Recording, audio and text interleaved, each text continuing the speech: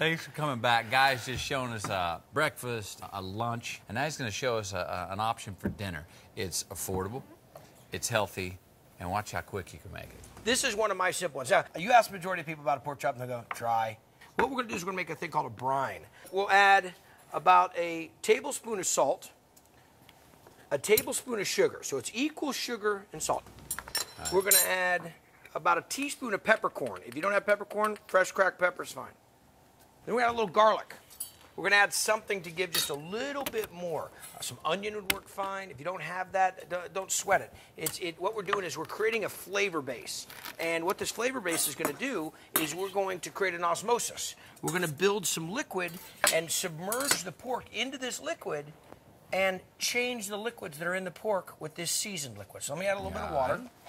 Now, Guy, you're saying one of the things that I've learned over the years as far as when you try to eat healthy, the main thing that you lose is taste. You know, that, and then over the years, people believe. Well, usually that is what happens. You're going to eat healthy, you think it's going to be tasteless, and then therefore that's how you eat healthy, you lose weight or whatever. This is another way to give a lot of taste, just like you did with lunch, just like we did with breakfast, to something that is healthy, that tastes good. We're going to let this simmer for about 15 minutes, let the sugar and the salt dissolve, bring out some of the great flavor of that garlic, a little bit of the pepper. It's going to come out, not going to be hot. We're going to let it cook, then we're going to let it cool down. Okay. Once it cools down, we're going to put the pork chops into this bowl and pour the brine on top of it. Let it set for about an hour, and what's going to happen is all we're going to do is cook those in a skillet. Right. You're going to have the juiciest, tenderest pork chop you probably ever had. All right, so this is cooled down. We've made the brine. It's cooled down. We just drop the chops in here. We just need enough that we can kind of submerge it in there. Now, this is enough brine for 4 chops, 6 chops. You got just enough. Just get it under the brine. As long as it's in there, kind of move it around, make sure they're not stuck together. This could take on so many different flavors. I mean, you could go spicy with this. You could throw in some more chilies. So we take this, we refrigerate it. Anytime that you're letting it do this marination process, let it refrigerate. So we'll let this go for about an hour, and then I'm going to wow you. All right. Okay?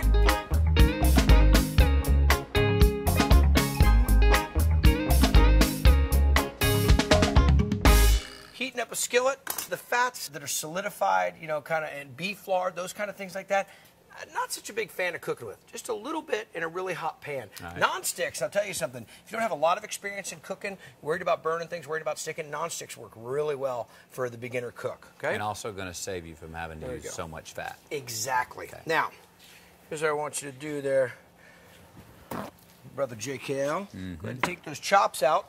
Kind of dab them on there. What we don't want to do, Matthew, is we don't want to take them out of the brine and put them into the pan with that moisture on them. Then they're going to boil. Okay, right. We want these things to be almost sticky dry. Just kind of a little tacky. Wrestle that thing out of there. I'm getting her out of there, man. So just dab it on both sides. Now remember, anytime you touch the raw protein, regardless if it's been in a brine or a marinade, whatever, you got to wash your hands. And any of this liquid right here, you cannot use later. If it's been a marinade, you say, "Oh, look at this great marinade." You can't use the marinade after you've marinated the meat in it. You can't use it. Okay. Okay. So you got these things tacky dry. Yep.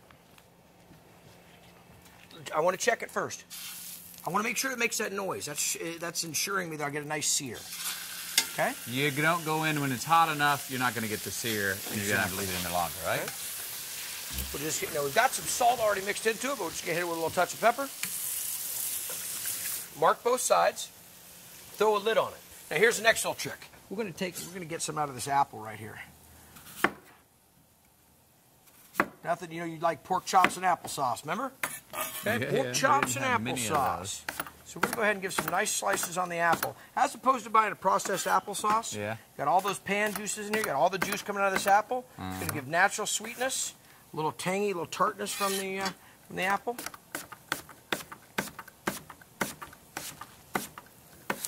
I always recommend checking them.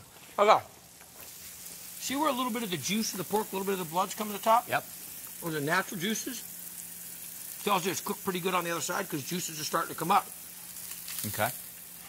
There we go. A little bit of browning. Little caramel. Golden brown. Yep. Okay. Same thing on that one. Now we're going to take these apples. Throw the apples on one side. All right. Okay. You like apple pie? That's your idea right there, okay? Cook those apples down. Then we're gonna take a little bit of green bean. Some broccoli would work good. Carrots work really good right here. Again, anything you like, you want to put in there that's going to go with the pork. You've got the natural moisture doing the job. Right. Then we'll just put a little lid on top of it. Doesn't have to fit exactly. We're just trying to capture some of the steam inside of that. We'll just let that sit there and cook.